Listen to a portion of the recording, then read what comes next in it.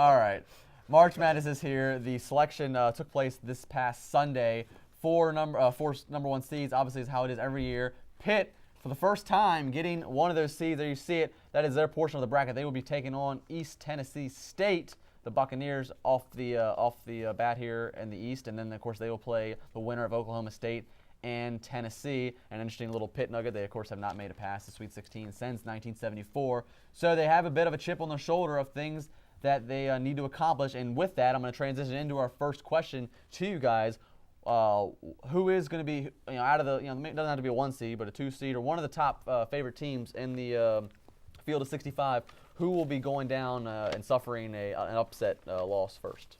Well, I guess I'll go first, and I think Xavier is extremely vulnerable against Portland State, and a couple of reasons. A 4 seed. A 4 seed. They're 4 of 13 seed. Yeah, you really rarely see 3 14s or 2 15s. But let me tell you this about Xavier right now. They lost at Dayton, at Duquesne, and they lost at Charlotte. Charlotte was 11-20, and that game was not close in the first half. They're extremely vulnerable on the road. They're not going to be playing at home. They're a very inconsistent team. Let me talk about Portland State a little bit.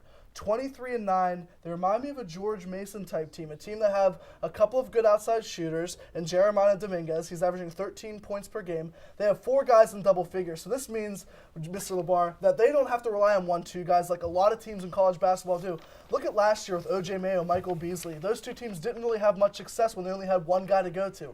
Now, I'm not comparing Portland State to these big teams like USC, but they have just as good a chance as anybody to upset Xavier because Xavier, very inconsistent all season long.